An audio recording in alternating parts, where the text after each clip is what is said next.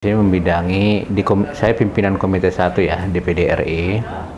Saya itu membidangi itu tentang pemerintahan daerah, pertahanan keamanan, dan politik dan hukum.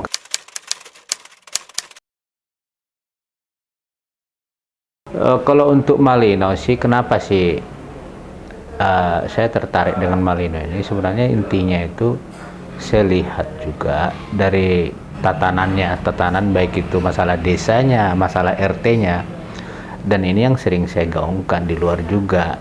Dan ketika saya jadi ketua untuk tim RUU Desa kan di DPD RI untuk merancang merevisi undang-undang nomor 6 tahun 2014 itu, selalu saya bawakan contoh itu Malinau. Ketika saya dimanapun ketika berkunjung dengan kepala-kepala desa di seluruh Indonesia, saya bilang coba contoh Malinau, bagaimana mereka bisa masyarakat sampai tingkat RT itu merasakan dampak dari APBD yang bersumber dari APBN.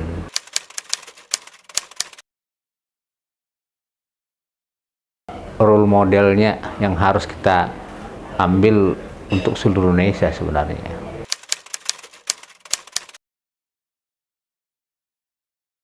Dari kacamata saya itu, visi dan misi saya itu sinkron banget sama dia.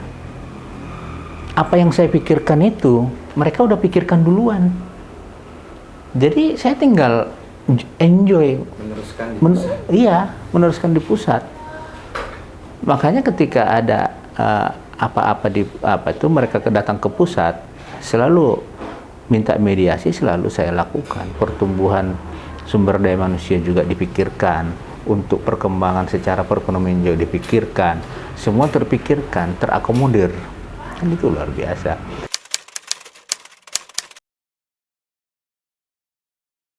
Kayak berbicara tentang program beliau aja sebenarnya, bagaimana desa sarjana, apa semua.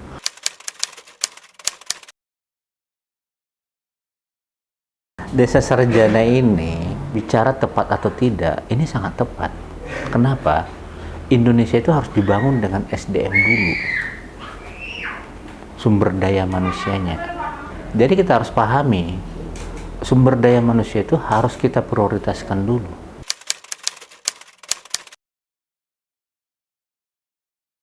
Infrastruktur itu kan untuk memperlancar untuk pembangunan apa semua. Tapi ketika SDM-nya sudah bagus, pasti infrastruktur akan mengikuti.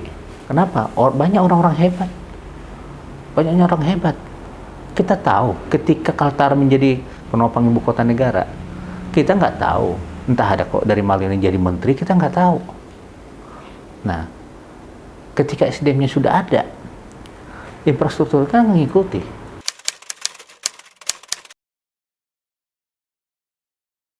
Kalau dari saya sendiri ya, dari program pemerintah itu, Milenial Mandiri ini adalah untuk membentuk atau wadah untuk membentuk para anak-anak muda supaya bisa siap menjadi pilar-pilar untuk Malinau. Kalau udah jadi pilar itu kan diharapkan menjadi pijar kan, pijar Malinau. Kalau pilarnya nggak kuat, nggak mungkin bisa jadi pijar. Ya kan? Nah itu diharapkan di situ. Kalau udah bisa menjadi penopang Malinau, mereka kan bercahaya menjadi pijar kemana-mana. Jadi kalian buat nama pijar itu bukan sembarangan sebenarnya. Ini pijar Malinau. Pijar itu bukan cuma menyengat aja, tapi memberikan cahaya yang sangat menembus semua lini. Itu kalau pijar. Nggak tahu persepsi kalian pijar itu apa.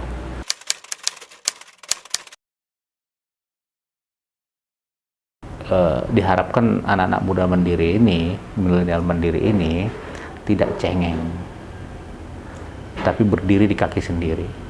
Itu maksudnya dengan program itu. Makanya ada pelatihan, ada seperti ini disupport pemerintah daerah untuk kreatif dan inovasi-inovasi dengan milenial.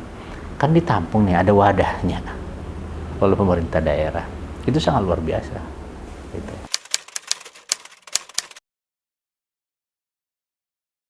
Saya setuju dengan Pak Bupati ketika dia menganggarkan untuk KON itu 2,5 M. Tapi kita kan mau lihat sejauh mana 2,5 M ini untuk Malinau. Kan itu. Jangan anggaran besar tetapi prestasi tidak ada, itu juga jong. Nah, itu tantangan bagi ketua KONI. Jangan melihat anggarannya besar, tetapi harus ada prestasi juga. Saya akan tegur tuh, itu anggaran pusat. Maksudnya bersumber dari pusat yang ada di APBD 2,5 M. Tapi kalau enggak itu pasti akan saya tegur. Karena fungsi kami itu adalah supervisi, pengawasan.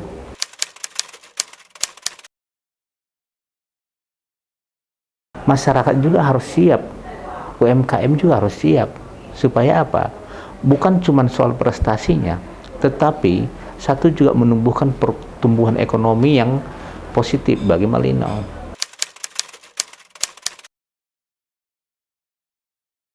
Kelihatan anak muda milenialnya kan kreatif nih. Tapi kalau misalnya kita lagi bantu mendorong, mensupport mereka, itu kelihatan.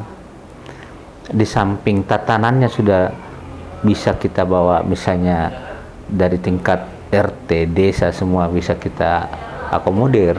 Milenialnya juga kita perlu support untuk melakukan kegiatan-kegiatan yang positif, yang membuat mereka itu meningkatkan prestasi mulai dari dini gitu kan.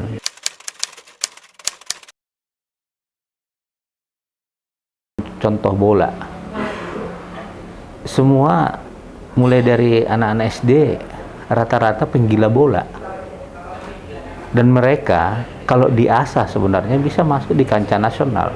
Kenapa nggak bisa? Sebenarnya pun udah ada berapa yang saya dengar dari Malinau ini yang bisa menjadi masuk di Proliga sebenarnya, kalau kita jujur sebenarnya kan. Nah, tetapi wadah mereka apa? Kan perlu kita dari baik itu pemerintah daerah maupun dari pusat, perlu juga melihat, kami sebagai perwakilan dari Kaltara melihat juga apa yang bibit bisa dibawa, supaya kita juga yang pertama, satu, meningkatkan SDM-nya. Yang kedua adalah meningkatkan bagaimana Malinau itu dikenal oleh masyarakat luas di seluruh Indonesia.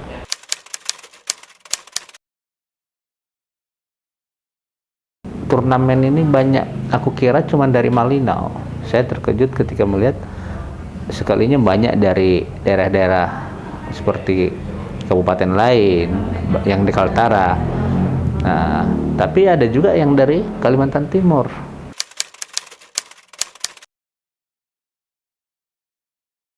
Penggagas semua itu adalah milenial.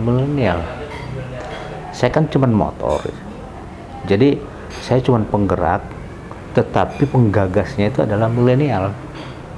Saya suka di situ. Kenapa? Ini adalah generasi ke depan yang akan membangun Malinau. Siapa lagi? Salah dalam melangkah. Mulai dari generasi muda ini, Malinau itu mau dibawa kemana? Nah, tapi kita harap dengan adanya event-event seperti ini, Malinau ini terpacu, dan semakin ketika tantangan itu semakin besar, seperti misalnya ada yang pemain-pemain yang pro dari luar, Malinau itu harus semakin terpacu untuk bisa lebih berprestasi. Sebenarnya ini sama dengan latihan, tapi lawan latihnya itu yang kuat. Nah, kita lihat sekarang. Nanti kalau misalnya kita atur lagi yang berikutnya, mereka udah terbiasa melawan yang pro.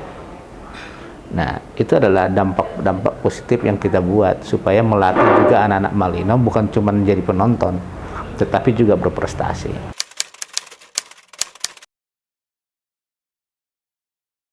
Kalau kita nggak batasi kan itu di atas 100.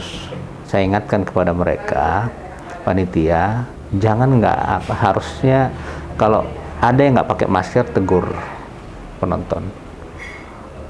Kita bisa euforianya dengan semangatnya untuk bertanding, tetapi jangan lupa juga protokol kesehatannya dijaga.